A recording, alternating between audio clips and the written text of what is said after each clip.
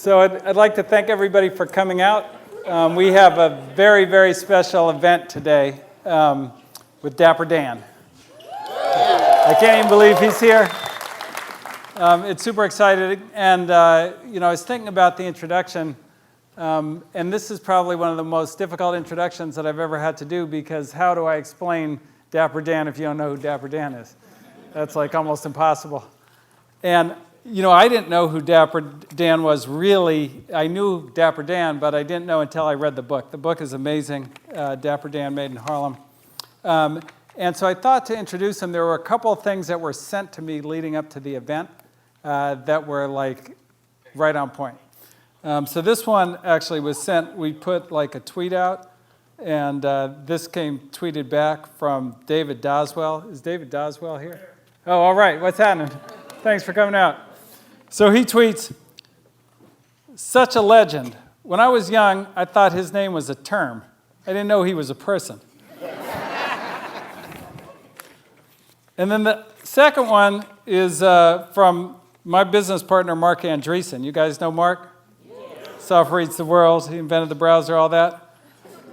So Mark's from Wisconsin, and he didn't really know anything about Dapper Dan until he read the book. And he sends me this. He says, "I read Dapper Dan's book.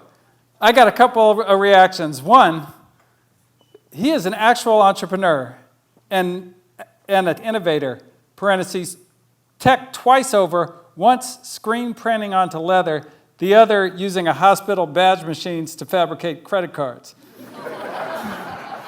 Number two, similarly, in another life, he'd have a major national global apparel brand by now worth billions of dollars." And I was like, yeah, that's probably right. So those were Mark's to it. So that's Dapper Dan, and without further ado, I welcome Dapper Dan.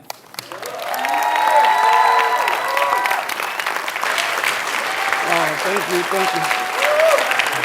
Thank you.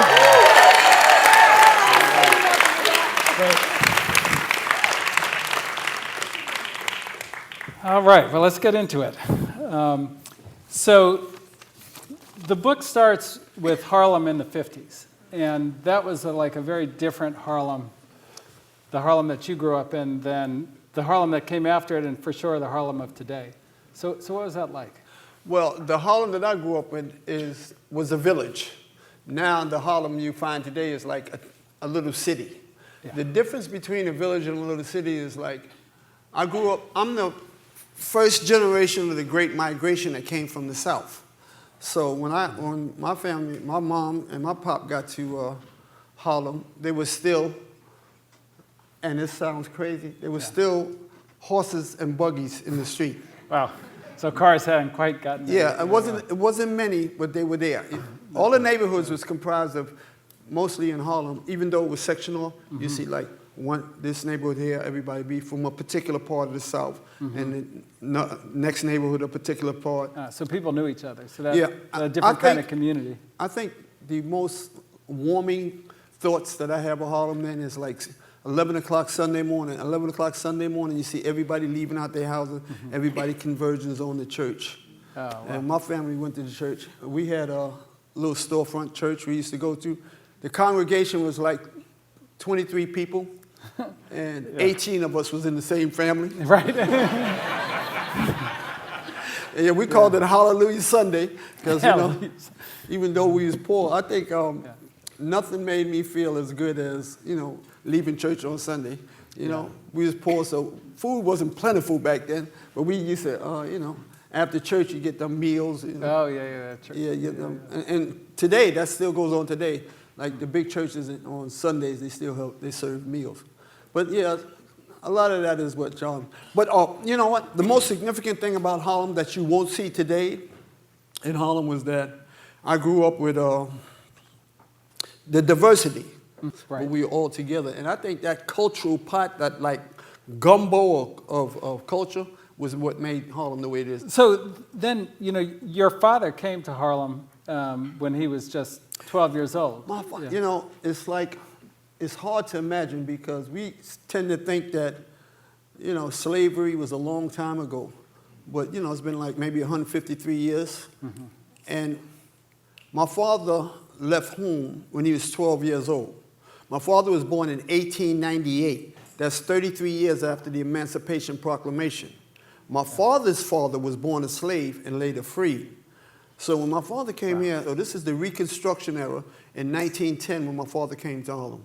Yeah. So in 1910, he was 12 years old, but at 12 years old, and 10 and 12 years old, young blacks was leaving the South because they didn't want to put up with that. And that's what made Harlem so unique. In every aspect, what made Harlem unique is that we had the most revolutionary spirited people that you could find. The ones who was not going to tolerate like the Jim Crow and, and the hangings and things that was taking place in the South at that time. And so do you think that's one of the things that made Harlem such a center of culture, was that the people who came out were the people of the strongest will, the smartest people coming out to Harlem? Yeah, when you look at like what happened to us with the slave trade, first you get captured, then you have to make that middle passage, you know. Yeah. And I read in before the Mayflower,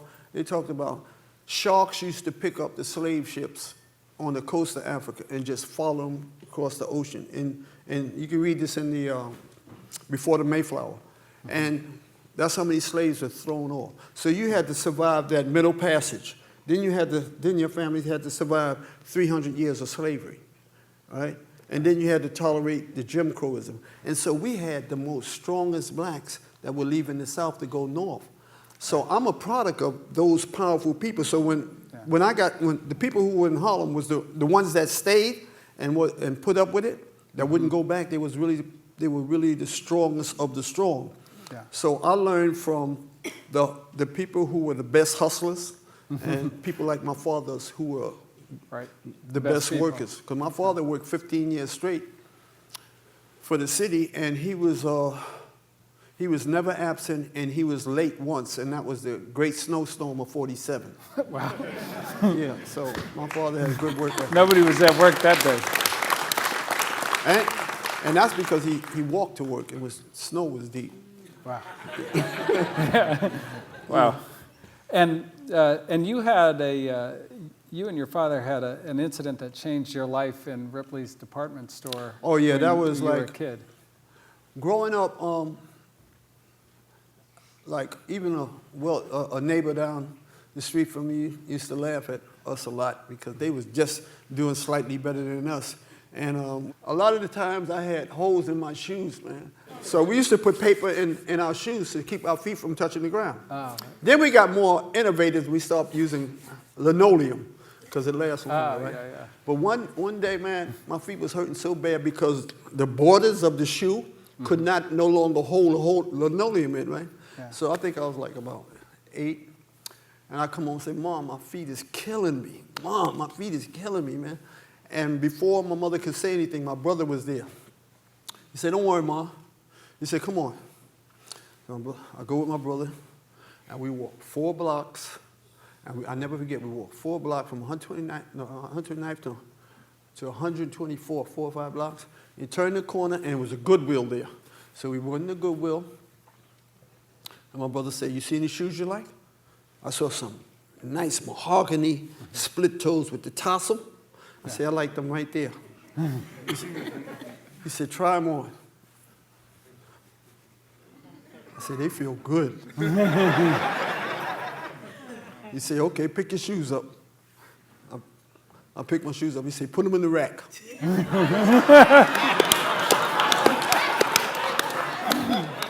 I put them in the rack. He said, let's go.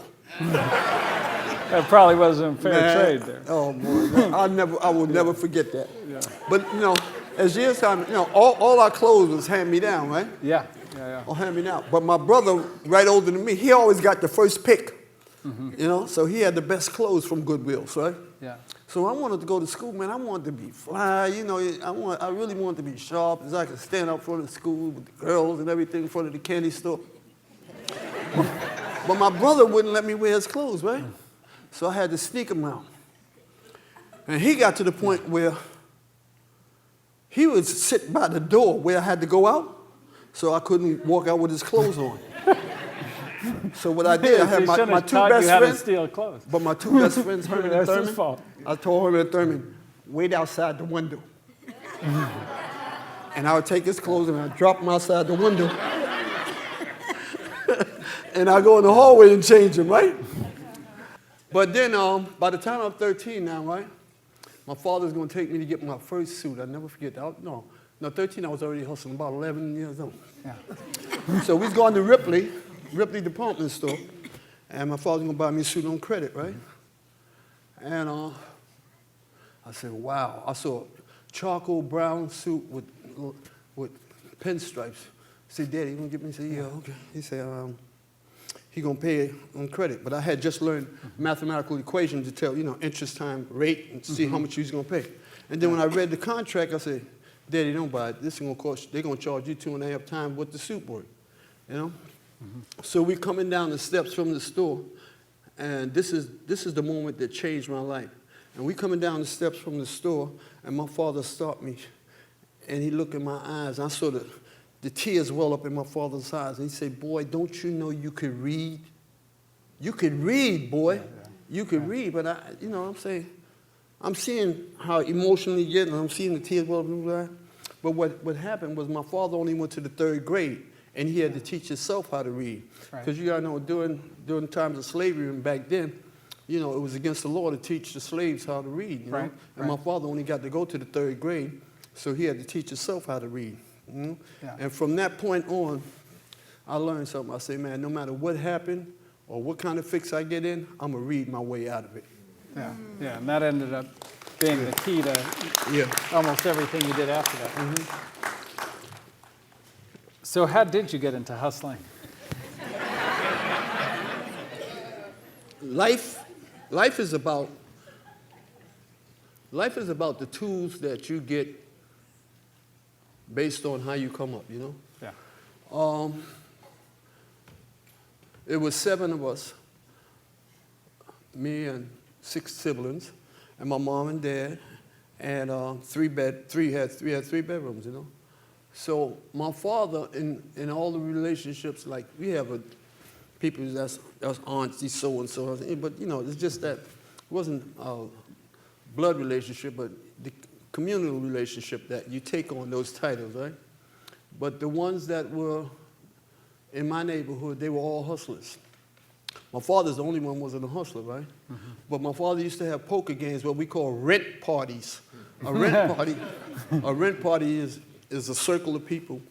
This one week, this one give a party, you have a poker game, you have red rice, chicken, collard greens, and they sell dinners, like that. So when my father, when they gave their poker game, and I used to stand by there, I used to stay up, and every time my father win a hand, this is the first time I was exposed to gambling.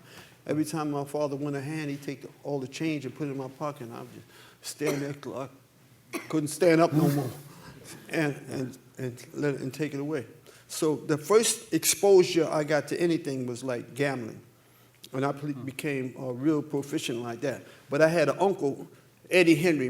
It's just him and my mother, right? Eddie Henry had ran away when he was young, and he had joined the circus. And was one of them guys, one of them guys that joined the circus. Like, that's something that you also, this is that era. I've heard that story, but I never knew anybody did that. Yeah, he was a handyman. They had him doing like running errands, but he hooked up with the magician, told him all these kind of tricks with the cards. So Eddie Henry taught me them tricks. So those tricks helped me out later on in life. Y'all hear a lot about them tricks later. So anyway, the Harlem that I grew up in, I'm the last product of a generation that saw Harlem without a drug epidemic. Yeah. So I'm growing up in the 50s, but you didn't see, the drugs epidemic didn't hit to the 60s. Okay. So the first part of Harlem you see was like numbers, the number game policy. That used to take place, and everybody used to bet on numbers. And then it was like, they had people who was like, had maybe drinking problems, but they were functional. Right. It was nowhere near like the drugs were. So the Harlem I grew up in, then in the 60s when the drugs hit, and then we started seeing all the drug dealers with all this money, all the shiny things that we wish we had. Yeah. And then we started drifting away. Right. Drifting away, and then it went from the street thing went from a number culture to a drug culture, and that's when Harlem changed. We never used to have to lock our doors. Nobody locked their doors until the drug epidemic hit, and that changed the whole complexion of Harlem. And I got caught up in that because of the lure. Me and all my brothers, my sisters never did nothing wrong, but me and all my brothers got caught up in that. And I remember it was June 19th, 1967. I got busted for selling drugs. I got out 3 months later with probation, September 27, 1967. And I said, while I was in there, Now, was that when you were in with Norman? That's when I was in there. One of the assassins, the alleged assassins from Malcolm X was in there. Johnson 3X Butler, right? Yeah. And what I observed, he was in lower A1, I was in upper A4, so it was tiers, and we had to pass by. And I saw all the respect that this man used to get and the way they treated him. And did he get respect for allegedly killing Malcolm X, or was it? It was a different time. Like Malcolm X today, the Malcolm X these young people in here know today, at the time was, there was a schism that was taking place in the Nation of Islam, right? Mm-hmm. So to the bulk of people, when Elijah Muhammad was still alive, Malcolm X was considered a traitor.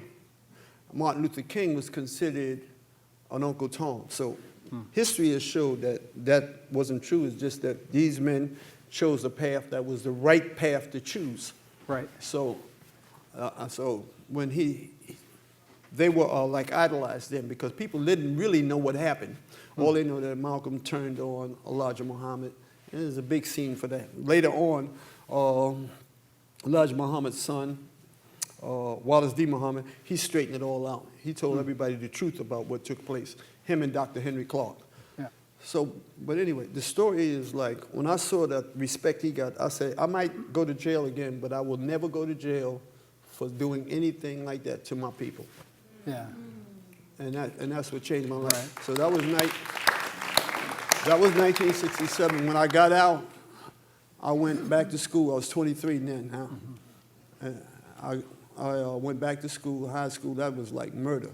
Being on the bus, going from Harlem. Oh, yeah. Oh, man, because I'm seeing the young kids that I'm going to high school with making the same mistakes I'm making. I'm coming out of it, and I'm seeing them go into it. I said, oh, this is hell.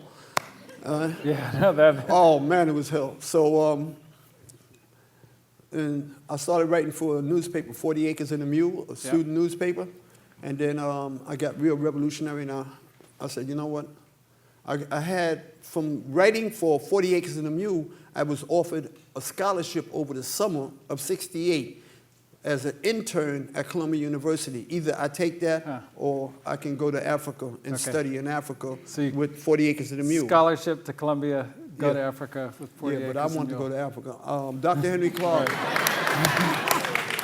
Yeah, I want to go to Africa. I want to find out what happened. Dr. Henry Clark was one. For real, that's why I went. I want to know what the hell happened here. You know? So Dr. Henry Clark said, one day he said at the paper, right, you know, we tend to think of ourselves as victims all the time. So me and one of the students, we always have these conferences every week with a different scholar, Dr. Henry Clark, Dr. Ben Jockerman, all kinds of scholars used to come through. And so Dr. Henry Clark, he's the one who mentored Malcolm.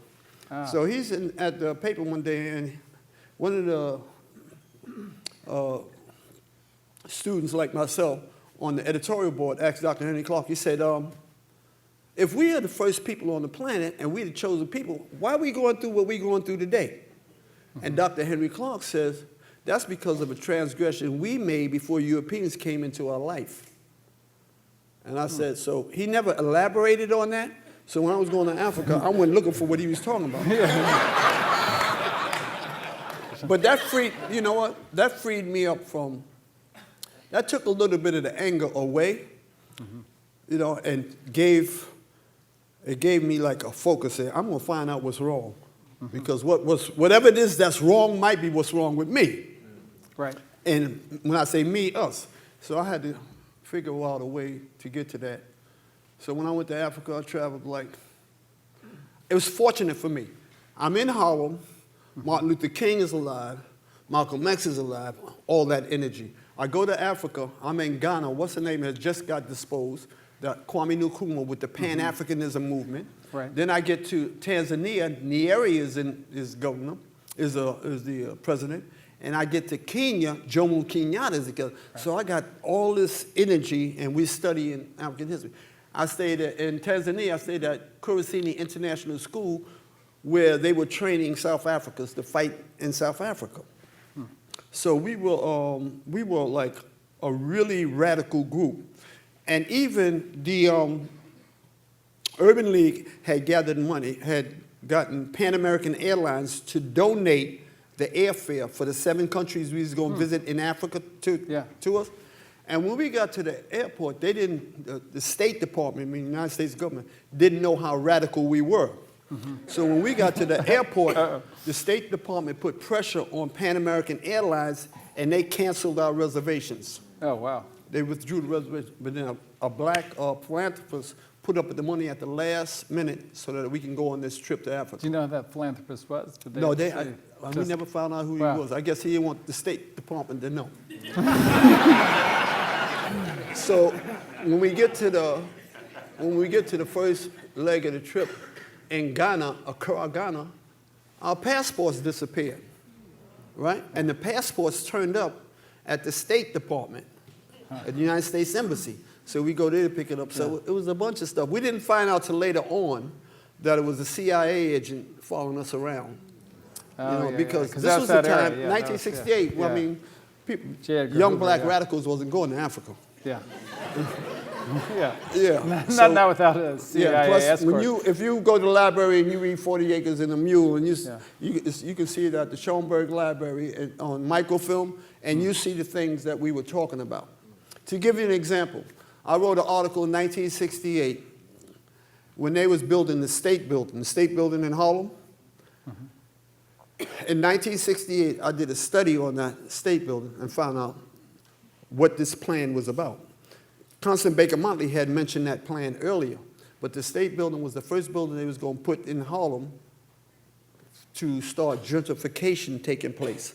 So I had got a prototype of that state building, and I put it on the front page of 40 Acres and a Mule, and I made it look like a Trojan horse, to let people in Harlem know. And this is 52 years ago, to let people in Harlem know that gentrification is coming to Harlem. And when you go to Harlem today, you see gentrification done kicked in.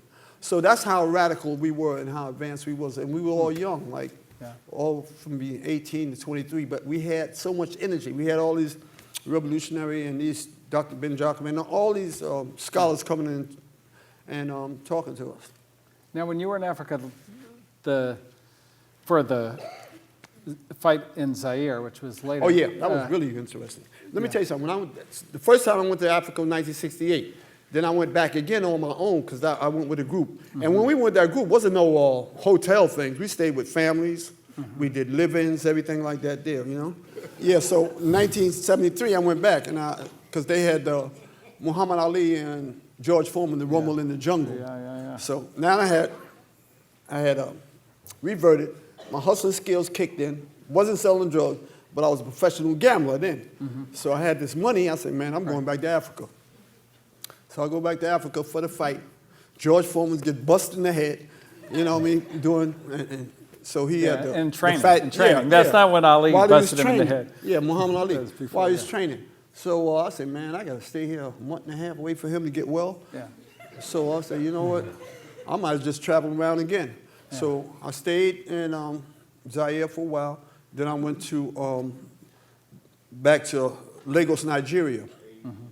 And then from Lagos, Nigeria, I went to Monrovia, Liberia. Nigerians here. Yeah. And so, and that's in Monrovia, Liberia, I had a Fulani tailor. And that's where the whole concept for me getting involved in fashion. Yeah. You know, I'm gonna tell that story. I want the story to like float so y'all can get it. Give you all that little part when we get to the fashion part. Yeah, because it all got to make sense leading up. So anyway, I'm hustling again. Come back. It's like as I mentioned earlier, you get these tools when you grow up poor, and you use these tools. But as you move along, you start learning things. But what I learned in 1968, when I came back from Africa, I started reading a lot of books on metaphysics and religion because I wanted to know what happened. Because I was in the Panther Party, Nation of Islam, but I never accepted the concept of a biological devil.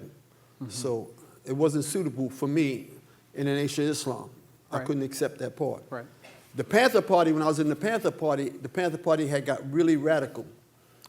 You know, they had us like, we would have to study the Battle of Algiers, where young people was kicking the dope dealers down the steps and just cleaning up the city. And at that time, it was the drug dealers was considered the bloodsuckers of the poor. Those are the reasons that we were doing so bad. So the Nation of Islam was moving on the drug dealers. Panther Party was moving on them. Then Father, the head of the 5%, all of them was zeroing in on the problem with drugs because that's what had the devastating effect. The reason that they was doing that because everyone during this time knew what Harlem was like before drugs. So therefore, it became like a big thing to clean it up. But the second generation that grew up with a drug culture don't understand what we were like before that happened. Right. So that made a big difference. But anyway, so I refused to go back and get drawn into that. So that's when I got into what is called. Let me give you an idea what you learn in Harlem in the streets. You learn the paper game. That's credit cards and checks. You learn how to do that illegally. The con game. Everybody know what that is. Everybody in here been conned some kind of way. Yeah. No doubt. Yeah, the con game. You know what I mean? And so these are all the things that we we learned from a professional. So I definitely wasn't going to get involved with anything that's going to be detrimental to the community. So I said, you know what? I'm going to study this paper game. Yeah, the paper game. So I Checks, devised credit cards. Yeah, credit cards and everything. So I devised this method by which I create my own credit cards. Yes. Yeah. So I was a bank official. Technology innovation. Yeah. So now, me with my little smart self, me and my friends, all of us Muslim, but broke away from Nation of Islam for the same reason, right? So we come across this credit card scheme. So I'm the one who initiated the scheme. So now we go in country hopping. Catch a plane here. We go to St. Thomas, St. Croix, Aruba, Venezuela. We spending these folks' money like it belongs to us. Yeah. So we leave Barbados and we go to Venezuela, and we in Venezuela, and some soldiers pull the guns out on us, right? But now we Muslim, but one of us is Khalid. He speaks Spanish, right? And I'm looking at Khalid, and his face is getting all excited. I said, "Damn, what's wrong? I don't even know what's wrong. I wanted to know why the soldiers was taking us into the bush anyway." Yeah. He said, "Man, they was gonna kill us and rob us." So we got back in the car. We went back to the airport. Yeah. That was the second warning. Now we get to Aruba, right? And we have getting jewelry, spinning up, everything. Yeah. Then all of a sudden, I'm trying to call my friend, and I can't get them. And then I see these cop cars going, round, round. Then we figured it out. They're looking for us. They had already got my other two friends, so I didn't know where to go. I'm on the island, I didn't know where to go. So I started ripping up all the receipts, and I'm on the beach ripping up the receipts. Next thing I know, they pull up on us, and I didn't see freedom for 9 months. Wow. Man, you do not want to get in trouble in a foreign country, please. For 9 months I did that, but all I did was read, because that was my out. read. When I got out of that there, then I became more proficient at that. More proficient at the paper game. At the paper game. Studying the paper game. I got really proficient, and I made a lot of money. So, and then the paper game ended up like weirdly leading you into the fashion game. Yeah, the paper game, you know what? I used to make, everybody listen, what's it? Know when to hold 'em, know when to fold 'em, know when to walk away, and know when to run. Kenny Rogers, You never yeah. count your money while you're sitting at the table. There'll be plenty of time for counting when the dealing's done. Yeah. That was my philosophy. So after I made the money, I told everybody who was down with me, man, quit that. It was a thing where I didn't feel guilty, you know, but I was like, And you were up on the laws too, though. So you knew there was new legislation coming too that was going to make the paper game more dangerous. Yeah. And I knew that the law was getting ready to change because the banking system had not figured it out yet. Yeah, You know, so there was this loophole. And even if you got caught, you would get just 90 days. Right. Nobody got more than 90 what days. are they busting you But for? we never even got caught. Making credit cards. But when they changed the law, I said, that's it. I ain't doing that no more. And you never go back when you do something wrong. But while all this is taking place, I'm doing all this spiritual reading. Yeah. And so my mind is constantly changing. My mind is constantly changing. And I'm looking for a way to really fit into society. You don't want to, I just want to be regular. I just want to be normal. I just want to be, buy into this American idea. But that's what's working inside of my head, you know. Yeah. But what's also working inside my head is all these, the fact that I didn't have the privileges and the opportunities that other people had. Right. So that was working on me. So now, after the paper game, I buy me a brand new Mercedes-Benz, pay $42,000 cash, Wow. you know. with paper from the paper game? From the paper game. And then I said, I'm going to drive around for a while and figure out what I want to do. So I just had fun for a year, went dancing and everything, running 6 miles a day, having fun, you know. And then I said, what I'm going to do now? I'm going to figure this out. I said, you know what I'm going to do? I know all the gangsters. I'm going to open up a store and sell to them. Yeah. You know? At least that's what I thought I was going to do.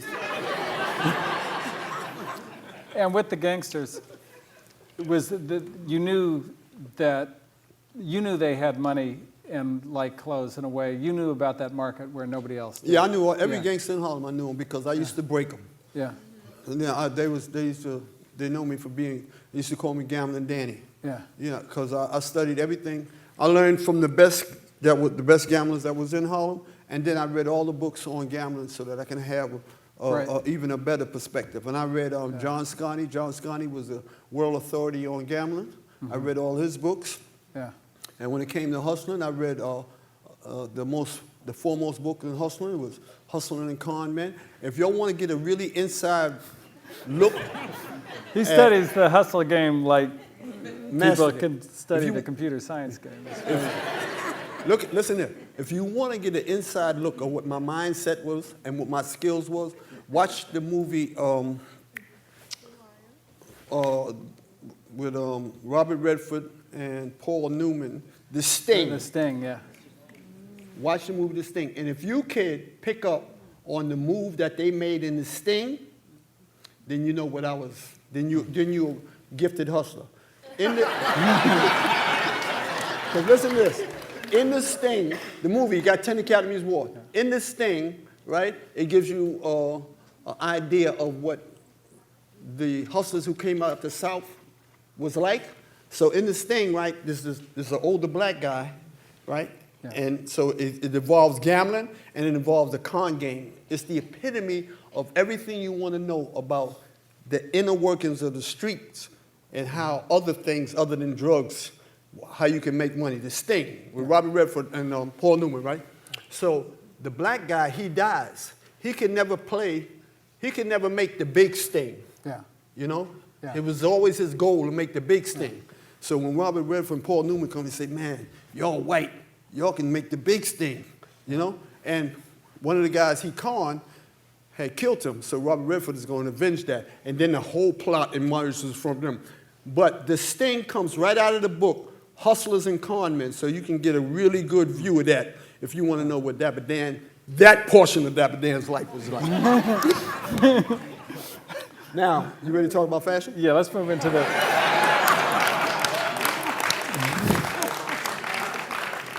I'm a good guy. It's just that this is what happened to my life. I took advantage of all the opportunities that were available to me. If you march backwards in my history, this was what's opening to me. This is the advances I could make. This is not an apology. This is so that you understand me. Anyway, so fashion. So I said, I'm going to open up a store, and I'm going to sell, all the gangsters know me. I'm going to sell to all the gangsters. Everybody, all the gangsters in Harlem know me. So they know me from the paper game. They know me from gambling, you know, and all that. So I thought that I could go and open up a store. I said, you know what? People with high aspirations, they want everybody to know that they're moving up the ladder. Yeah. So hustlers and everybody like that, especially hustling, the main thing they used to like is furs, diamonds, and gold, right? Right. So I know I couldn't mess with them diamonds and them gold, Mike, because that's a whole new study I got to go into there. Right. So what I did was I started reading everything that I could find out about furs, right? So this is a story I was telling you earlier, right? So it just so happened, I left the paper game, but there's two guys that's still in the paper game, right? They use certified check machines. Right. And so when people like yourself want to sell your old fur, and you advertise in the paper, they say, yeah, we'll buy it. And then you show up with your fur, and you get one of the special-made certified checks. You hear that, you need to take Bitcoin, Venmo, something else. Don't take that certified. Y'all getting the straight-up street stuff there. I know a lot of y'all waiting on the... I'm going into the fashion right now, okay? So I'm with these guys. So they're going to sell me the furs, right? So they had the furs. They bring it to me. They take them out of the lining, right? And so I go down into the fur... the fake check for. Yeah. Yeah. So I go down to the fur district with them, right? So they got somebody, you know, you get your name embroidered inside. You got somebody. So this is when I meet Irvin Chakins, my Jewish friend. So Irvin Chakins takes the furs out, and I say, hold up, man. Maybe I need to be making these furs with you. Yeah. Instead of me buying hot furs, you know, I can have some cool furs. Right, make fur, don't need to buy the hot fur. So me and Irvin Chakins hooked up, and I started reading everything and studying everything with the fur game. And then what I did was I did my research, and there was only 3 black furriers in the country. There was one called, he was the most popular, the black furrier, in New York, and there was 2 in Chicago. And I went and visited all of them, see how their operation worked, and I come back and I started doing the furs. But what I thought was that I would be able to buy, and every place, other clothes, when I want to do other clothes, but all the manufacturers I went to that sold luxury goods would not sell to me. Okay. Then, and why? And they just wouldn't sell to you because they just wouldn't sell looked to at me. you and were like, that's it. I'm not going, you know. Yeah. All I can say is that they sold to people who wasn't my color. So that was the intention. So anyway, so that wasn't working out for me, but the furs was working out for me. But furs is a seasonal item, right? So I started going to this a furrier in Brooklyn. I mean in New Jersey. It's called the Fur Factory, and he was selling furs to me. Another Jewish guy. He was selling furs to me, and I was doing good off those furs, right? He said, listen, because I wanted to do something else. He said, listen, my son and my nephew are opening up this company, and they're going to be making leather jackets. I said, oh, okay, cool. Yeah. He said, go see him. His son and his nephew is Andrew Mark. Anybody know that's his son and his nephew. So Andrew Mark, they cool. They was almost like young black guys. I said, yo, what's up? Like that, you know? No, they was cool like that. Yeah. So we, I'm buying these leather jackets with the opossum lining from them, right? Yeah. Opossum. So I'm paying $400 for the jackets, and I'm selling them for $8. My competition was the most popular store in Harlem called A.J. Lester's, right? A.J. Lester's is selling the same coat for $1,200. So I'm smoking them, right? Yeah. One day, a guy comes with his friend who had already bought one from A.J. Lester's. And he was proving to his friend, these are the same coats. So he came to me where he got his from, right? Right. He said, I told you, man, that guy got so hot, he went over to A.J. Lester's and had a fit. Oh, yeah. A.J. Lester's goes down to Andrew and Mark and tell Andrew and Mark, if you sell the Dapper Dan, I'm not buying from you anymore. So they cut off the supply. You know? So when I go down to re-up, down to Andrew Marks and them to get some more jackets, they say, Dap, we got a problem, man. I can't sell to you no more because A.J. Lester's say if I sell to you, then they won't buy from me no more. They have 6 stores, you only have 1. Yeah. I said, oh, man. I didn't even debate the issue with them because they told me, well, we will let you continue to buy, but you got to take the label out. You know the label is everything. Yeah, you can't do You know? that, yeah. So Then I got mad and I just left and I came uptown and said, you know what? Now, back to Africa. Now, when I left, when I was on that trip in Africa, I had went down to, and I was in Monrovia, Liberia, I went down to buy me some artifacts. And when I was buying these artifacts, right, the guy liked the way I dressed and all, because I was, super fly. Yeah. He said, I like Still are? Yeah. He said, I like the way you, he said, I like what you got on. I said, I like them artifacts. I said, you want to trade? He said, yeah. I went up and got all my luggage. I took all the clothes that I took on the trip with me.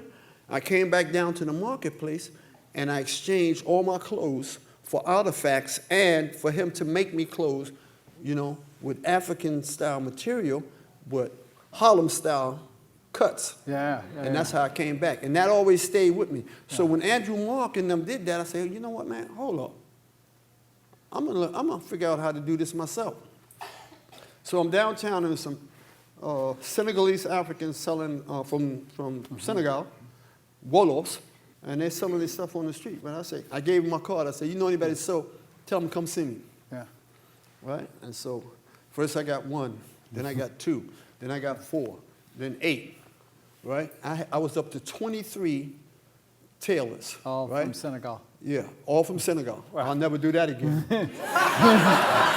I'll never do that again. That's the story about that. So I had these Senegalese tailors, and I need something new, right? Now, I'm working with furs, I'm working with leather, and a guy comes into the store one day, and he got a Louis Vuitton pouch. And that's Little Man? Yeah, little man. Yeah. He got a little man. But the pouch is little man's boss's pouch. Yeah. Right? And he got all this money. He got $100 bills. This was the kingpin in Harlem. The guy was Jack Jackson. And he was in Harlem. Jack Jackson is the one who told on John Gotti's brother, Gene Gotti, that got him that 50 years. And I look at that pouch, I say, damn, what is it about this pouch? It ain't but $6 worth of vinyl. Yeah. This Louis Vuitton pouch, But everybody's excited. I said, wow. So it clicked in my head. Now you got furs, diamonds, and gold. Now here's symbols. Yeah. Furs, diamonds, gold, here's symbols. I said, it's the symbols that's making us popular. So I went and studied all about the symbols and stuff, and I figured out the science behind textile printing and all that. Yeah. I said, if I could take them symbols and make them look like that bag, and have them walking around looking like luggage. Right. And at that time, Louis Vuitton, Gucci, they didn't use the symbols like that. Nobody, Louis Vuitton, Gucci, none of them. When you come in my store, I run to the door. When you go in Louis' store, they be like, what the hell is he doing here? Even if you got money. So anyway. So I began to teach myself everything about textile printing. And let me tell you, all you future designers and stuff, I never, ever went to a runway show where you see people, the models in it. I never went to one until I did the deal with Gucci. I didn't want to know what it looked like when it's finished. I wanted to know how it was made. So all I used to study is technology, fashion construction, and I would go to all the trade shows associated with garment construction. And then in addition to that, what I used to do was like when the industry was moving from the United States to China, when everybody was going offshore, Right. when the unions, this is very important, when the unions tricked everybody into constantly asking for raises, but they didn't put pressure on the corporations that were producing the goods, but the prices was rising, they said, look, we can move our factories offshore, which end up in China, and then still get the same prices that we sell goods from here. So all the industries was moving to China. Well, this is the same time I opened up my store. So now I'm going to auctions at all these businesses, these factories that's closing down, Right. and I'm learning things. I would get to the auction early and walk around like I knew something and listen to the auction, listen to the people who buy the machines, see what they be saying about machines, ask questions. And I'd be the only like black guy in there. Yeah. Mostly to all the places I went, because these are all going offshore. So I learned all about the different types of machines associated with the industry, Right. and I bought them and I started bringing them to my location. Yeah. So I ended up having a 3-story building on 125th Street and a 2,000 square foot factory on 120th Street, all in Harlem, Yeah. all run by me and my Africans, right? Yeah. And your your design process was also very different in that That's you the most spent time important. with the customers in a way that the guys in France never would have thought of. My approach to fashion is like, you see designers, they come from their ideas, and that's good. They approach it like they're painting a canvas. And that's good, because that's an input. But what I've always done was to embrace the culture and translate the culture. And how I did this is like, when my customers came in, I asked them how they feel about themselves. How do they want to look? Now, I got all this fabric, this European, I'm printing everything. Whatever design you want, everything. But now, the creative process kicks in. How do you want this to look on you? How do you want to look? And we sit down, and we discuss how you want to look, right? So now I got all this input from all these people coming out of my community, and so this is the infusion of ideas that's taking place between me and those who want to be transformed, because clothes transform me. And I know how it feels when they got them nice outfits on. So what I did was I continued that process. You hear that? All these entrepreneurs, you hear that. Yeah. Okay, good. So it's an important part. in doing that, I come up with all these different ideas. Whereas a person who designs for themselves, if they mess up, if they make something wrong, then they stuck with a collection. Now I got 2 pluses in my favor. I got fabrics that I'm making, and then if you got fabrics, that fabric can be anything. Once you have a garment, that's all it is that garment. Right. So I got that working for me, and I got the fact that I'm getting all this input from the people from my community who have these ideas. But I had to remind them, I know you got ideas, but everything in your mind might not look good on your behind. So we got to go on it. But the creative process is like, now I'm shifting. There's a shift now from the hustlers, and then it's the birth of hip hop. Perfect timing, And so the hip hop artists are coming in. Now I have my personal collection of influences, all to me. So I got this creative idea. I got the knowledge of textile printing, right? I have upcoming influences. Yeah. So I got all this working for me. Now, what's missing? I needed a social vehicle. Right. Yo MTV Raps. Now you're on television. I got all the components that I need to be successful, right? But I didn't have permission to use those labels, right? Yeah. So I'm making all this stuff, and I'm under the radar. Yeah. All right, under the radar. All the raps just started. I got all the rappers and everything. Now, then the athletes start coming. I got all the black athletes and stuff. Then a special athlete comes one day. Mike Tyson. Mighty Mike. Mike Tyson comes to the store. He's with Naomi Campbell when she's starting out. I meet her. He's with Miss America, the second Miss America. Now I'm getting all this attention. On top of that, Mike Tyson gets into a fight with Mitch Blood Green in my store.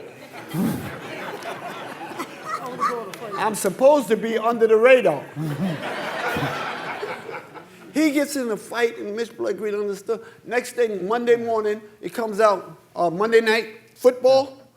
Yes. So they think they're telling a joke, you know, and flying around. It's Monday Night Football and and then they up in the helicopter, you know, over the Yankees thing. And down there somewhere, Dapper Dan's 24-hour boutique. Ha ha ha. You know, it's like they're making a joke out of it, but now everybody knows. Yeah, So the brands say, who the hell is a Dapper Dan? The next thing I know, hip-hop is moving on. Yo MTV is bursting out. So all this attention, I'm getting all this attention now, and now there's something very particular is happening with the major European brands, the luxury houses. Right. They are bankrupt for ideas. Yeah. You know, so you couple that with what I'm doing, Yep. and hip hop growing, you know, and then it becomes known. They say, wait a minute. So what I did with these symbols is to create this new idea, which they named after me, which is called logomania. Yeah. If you got this much LV and I give you this much LV, you know what I mean? Yeah, So yeah. today you see the reason Louis Vuitton, Gucci, Fendi, every major brand is using the format that I use. When you go to the store, look around, look at the artists, they have logos all over them. And that's what I gave birth to, that idea. So that was the infusion that the luxury brands use. Right. So now, here's the plan. First part of the plan worked like this. Cease and desist. Cease and desist. Next thing I know, the brands is coming to my store. Yep. With real lawyers. Yeah. Anything with their logo on it. Yep. Giving me a letter to desist what you're doing now. And they all started raiding me. That's part one, right? Kept raiding me. Every time they come, they're taking all my merchandise and everything, so that's costing me money. In addition to that, right, Tommy Hilfiger starts going to the hip-hop clubs and giving out Tommy Hilfiger jackets. Yeah. You know, right, giving them out. Tommy Hilfiger jackets, right? Figured out who Yeah. the influencers were. Yeah. He figured it out early on, right? Yeah. So now that infusion is coming from outside. The pressure is coming from with the brands, right? The next thing they do, Yo MTV Rap, Ted Demme was the producer of Yo MTV Rap. Me and him had a tight relationship. Ted Demme told me, anytime you want, you just call me. I'm sending a film crew to you there because this is the birth of two things. It's hip hop here, fashion here. This is the coins. This is the other side of the coin that's moving on. Right. They go to Ted Demme and tell Ted Demme, if you show anything that Dapper Dan wears, we're not advertising with you. And that's when you started seeing the blur on what the rappers was wearing. Right. So now they're raiding me, you know what I mean? They blurring. The next step is to give the contractors. Yeah. So what the first door that opened was, I remember when Jam Master Jay came to the store. He said, Dap, man, Adidas just gave me a crazy deal. You remember seeing he came in with a big gold chain with a big gold Adidas shoe on there. And that was the beginning. Yeah. That was the beginning of the thing. Then LL Cool J, then FUBU comes about. FUBU, for us, by us? Yeah. Who said that? For us, by them. Do your homework.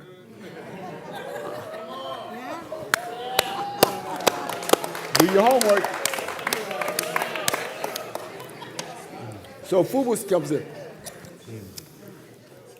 LL Cool J wears a hat for a photo shoot that he was doing for Levi's, right? Or was no, it was for Gap. For the Gap. Yeah. Bam, takes off. Everybody see that? FUBU start clocking numbers. Yeah. So now, the next idea, now listen to this, next idea. This was our opportunity, right? Now I'm gonna go to that next. Before that, with the cease and desist, they keep raiding me. Now every time I have to replenish, and this is knocking my money down. Because, you know, I got 23 people working. I got a 3-story building on 125th Street, 2,000 square foot factory on 120th Street. So this is all money that's going out, right? So one day, Fendi comes to the store with the marshals, cease and desist order. I got a jacket, a full-length coat, look like an aquascutum coat with tuxedo black mink collar, black plongé leather with all the black on black F's on it. Sotomayor. Anybody know who she is? Sotomayor. She's a Supreme Court justice. Yeah. At this time, she's working for Fendi as one of the lawyers for Fendi. She comes in the store with the team. She said, that jacket, that coat is so amazing. He belongs downtown. They don't take me downtown. They take all my clothes downtown. So that these raids kept raiding me broke, and I kept losing money. On top of that, the most critical thing is now, you know, I started out with the gangsters, but now, because of the drug culture, it's imploding because they're fighting against each other. Right, and when they couldn't find each other to fight late at night, they knew Dapper Dan was making money. So 2:31 morning, I'm sitting in my van, and these drug dealers, who were no longer making money, was struggling, attempted to kidnap me. I fought them off, and they shot me, and today, that's why I have a bullet at the base of my neck. So what happens is, and that's why you might hear me say, you cannot be in it and not of it. So after that, I had to figure out, you know what? I had to start all over again. So I went from a table and selling clothes out my car to a 3-story building with 23 people sewing, 5 family members working, you know, in a big factory where I'm doing the cars, because I did cars, everything. Anything you wanted with symbols on it, I give you all the symbols you want, any way you want. So I'm doing all that. So all of that vanishes because, you know, my payroll was $12,000 a week back then. That's $48,000 a month. I'm just with the workers, $48,000 a month. And then I had rent on the 3-story building and rent on the factory. So all I was adding up. But my passion for my workers, because like we was like a family. So even when I got shot, I'm laid up for a month. I'm still paying them. So that's 1 month is $50,000. So all this caved in on me. The next thing I know, I back on the sidewalk with a little table like this, selling T-shirts. But I said to myself, you know what? I'm gonna come back. So I remember when my daughter said, Dad, what's wrong with Daddy? She never saw me like that. I laid up for like 3 months, just wondering what I was gonna do next. And then my wife said, we gotta do something. So I made iron-on Chanel T-shirts and went on 125th Street, the table like that there. And I'm counting buses. They had tour buses. I counted 144 tour buses that came through. I ain't sell one T-shirt.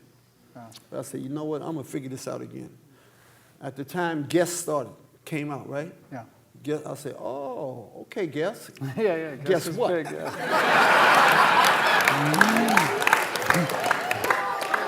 I'm coming for you. I started making these little outfits for girls, these little Guess with the little, like a little cheerleader skirt and nice little tops with the Guess symbol, and the skirt and the symbol match with that little Guess what on it. Yeah.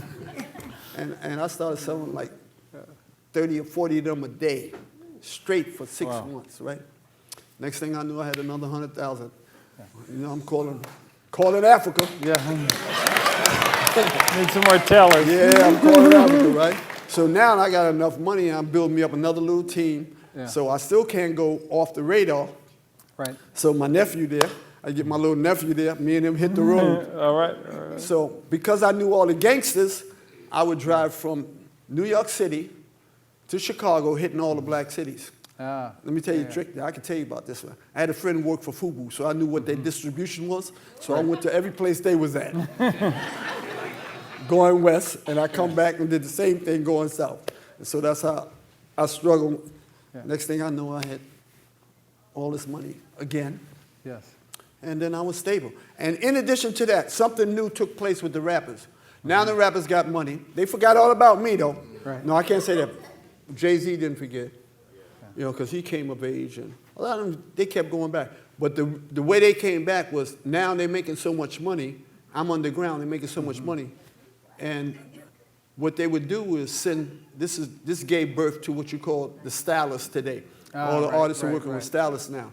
So the stylist was the mediator between me and them. I didn't like that. I'm going to tell you about that in a little while. I didn't like that stylist thing. But I worked with that anyway. But I think by the time I'm getting ready to come out the underground, we had this big gap, right? So from the time, this is important, from the time that they raided me to the time that I came back, all these black brands, these minority brands emerged. But what they did not do was study the game. They didn't do no reading, no studying. And so they took the luxury idea that I created for us and took it downstairs, right? Right. Right.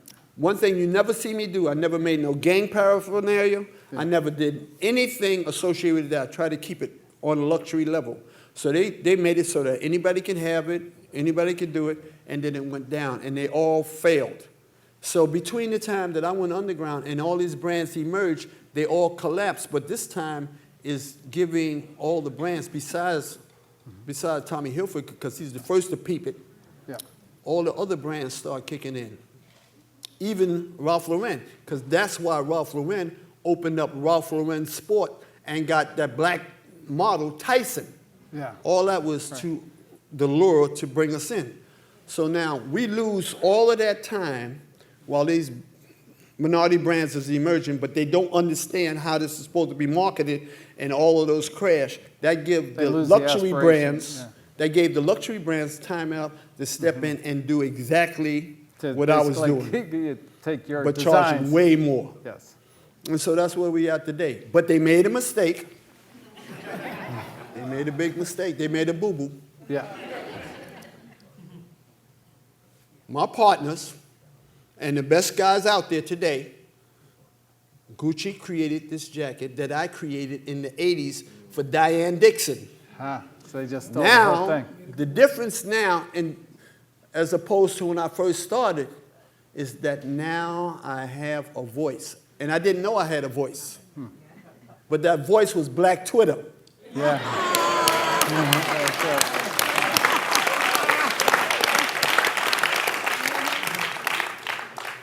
Black Twitter said, That's Dapper Dan's. You know? No, that's Dapper Dan's. Black Twitter went in, right? Yeah. So the next thing I know, my son is of age now. My son said, Dad, Gucci want to talk to us.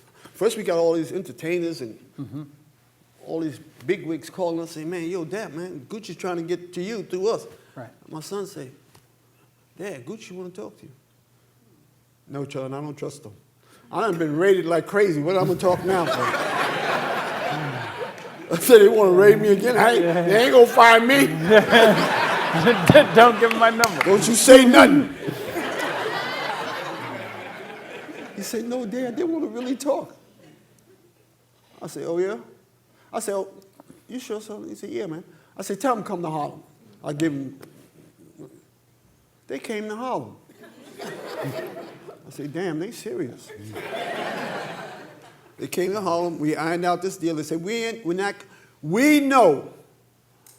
They said, we know that the world knows who you are. Yeah. Now, he said, and all these brands are paying you homage, but they're not paying you. Yeah. We're going to change that. Yeah. That's great. Right? So they came to me with this partnership deal. They say, this is what we're going to do. We're going to allow you to open up a store in Harlem, beautiful store, atelier, no more store, Yes. atelier. Y'all got that? Yeah. We're going to allow you to open up an atelier in Harlem, and you're going to be able to do what you've always done, produce steel. Only thing is without fabrication, and that's going to be a partnership. In addition to that, we're going to have a Dapper Dan line, and we're going to partnership on that, and that's going to be distributed around the world, and you get a percentage of that. And so, and that's the deal I made, right? And it was working fine. Then there goes another boo-boo. Oh, yes. Yeah, they hit Another Gucci. boo-boo. Right? But before we go to the boo-boo, let's go back to Louis Vuitton. Think about this, right? Soon as Gucci gives me this partnership, Louis been number one for years. All of a sudden, Louis brings up Virgil. Yeah. Right? Now, you know that's a reaction because Gucci put me in and we got a collection ready and we're shooting it out. Louis Vuitton reacts to that by going to get Virgil and they don't have a collection, so you know it wasn't pre-planned. Yeah. But a reaction, right? And that's good because we're getting in these spaces, which is where we need to be. You know, but before that, two important things happened. Before that, before I got with Gucci the way I was, you got to study this game now if you're into fashion. First, there was Gucci Ghost, a great kid, great idea. And he was doing some of the things for Gucci that I did, right? But he wasn't quite Dapper Dan. And then you had Louis Vuitton. Louis Vuitton say, because our culture is getting powerful now. Louis Vuitton went and got Supreme because Supreme is connected to the millennials. So they go get Supreme, right? But what the public did not know, when Supreme made the partnership with Louis Vuitton, when they initiated the line and everybody attending the show was issued a letter stating, and I want y'all to hear this in the back, stating that this whole collection is inspired by Dapper Dan. So do your homework and find out. So here it is. Everything has come out of Harlem, this creative force associated with hip-hop that's circling the planet. Now we got two things. We got one, number one is our ideas of fashion has encircled the world, right? Two, our musical platform has encircled the world. The only problem is hip-hop has gotten their money through trials and tribulations, but we are not making any impact in fashion because of what we did from the time I closed down to the time I got this partnership. We didn't approach that right. So now all the brands got the power, but now it's slipping away. It's slipping away because they're making mistakes. So when Gucci made a mistake, it wasn't intentional in my opinion, they made a mistake and did the blackface. That was another boo-boo. You know? Now, I got to say, rightfully, I got to represent who I am and where I come from. So I had to tell Gucci, I said, listen, man, I'm a black man before I'm a brand. How you going to do something now? You got to come back to Harlem again and explain what you did. So they came back to Harlem again, and we sat down. And what I did was I organized all the people that I could find in the corporate world, those who were responsible for the mechanical way that corporations work, and those responsible for cultural inclusivity, so that they can come along and organize a plan by which we can have a presence in Gucci so that this doesn't happen again, and we're represented right. And so that's online now, and if you want to read about it. It's called a Change Makers Program by Gucci, and with it, so far, they done hired 2 vice presidents. They got programs to recruit young black designers or minority designers in this huge program. So you can read about it online. It's called Gucci Change Makers. Right? Now, if you look and see what's happening, Marco Bizzarri and Alexandra, what they did was phenomenal. But something that had to be done. The world is becoming a community now. People are flying who never flew before. People are visiting countries. So the world is getting smaller. People are more familiar now with our culture than ever before. So we have to be represented in them places. Yeah. You know? So Well, plus it's the thing everybody wants. Yeah, so what we have to realize here, people of color have to realize here, man, you don't have to do like I did and start from a table. We need to be inside these corporations on a higher level so we can take advantage of the opportunity to see how they run and how they work so that we can do these things for ourselves. Yeah, actually, so last question. I think, because this is such an important point that you made, when you decided to work, like, you could have gone the other way. They sued you, put you out of business. You could have said, well, like, we're going to get rid of Gucci. We're going to sue them into the ground. But you kind of took a lesson from what you learned in Africa when you visited Kenya with Very Jomo good Kenyatta, point. and then Uganda with Idi Amin. Yeah, very good point. So everything I did, nothing that I've done has been by accident. It's all been done through research. So when I did a live-in when I went to Africa in 1968, I studied how they handled their government and their industry. So when I was in Kenya, I stayed with Chief Richard Karani, and he was equivalent to like a borough president, right? And what he taught me was that, like, what Jomo Kenyatta did when he became president, like all the colonial land and the colonial houses that they had, he reappropriated the colonial house. And what he did was, he take this colonial house, and he'd give it. There's two major tribes in Kenya, the Kikuyu and the Luo. He said, okay, you're a Kikuyu, you live here. You take this out. You're a Luo, you live here. So he split it up so that there'd be this unity. Mm-hmm. The next thing he did, and the most important thing he did, which is what I implicate and I talk about in fashion, is that Jomo Kenyatta told because the economy was dominated by people from outside. Basically, in East Africa, they're Indians.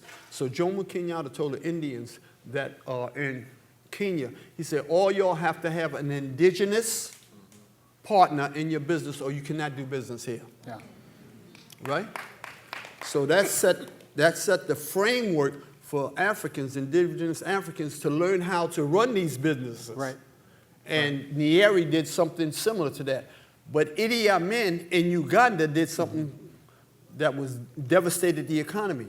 So what he did, he kicked all the Indians out, and so you didn't have nobody inside that could take over the industry, and the economy collapsed. So this is what I was thinking about when I approached the thing with Gucci. If we are to move up and move forward, we have to be in them rooms to see how these multinational corporations work before we can start building on our own. So if somebody tells you, this is important now, if somebody tells you, oh man, we can start our own business, tell them go get a table. And let me see you do it. Tell them go get a table, let me see you do it. Yeah. Now what's so important about that, now, say they go say, oh yeah, then they get big-headed and they go get a table, right? Now you know, every 20 or 30 something years, we get a powerful cultural platform. You know, we've had jazz, calypso, rock and roll, all these powerful platforms by which the whole world embraces our music that we can take advantage of. But they don't last forever. Hip-hop will morph into something else, you know? But now what's happening with hip-hop today, which I've seen happen with rock and roll, is that other people learn how to empower themselves with our culture. You know what I'm saying? Elvis Presley, the Beatles, and that's nothing wrong. That's cultural inertia, and that's going to happen whether you like it or not. You know, so what we can do is when we get these platforms that we can take advantage of our culture, then we have to be able to utilize the vehicles that'll get our culture around the world by which we can make money. So while you sitting on that table, Gucci, Louis, Fendi, and all of them are taking elements of the culture and moving it around the world by using influences that are representative of our culture. So that's how this works. So we get a chance to work on that. As the culture moves, it changes. People adapt to it. So you got to keep going back to the source from which the culture comes from, building on that and take advantage of that. And if you don't do that, you're not paying attention.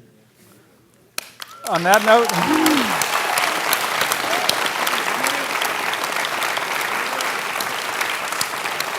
Thank you.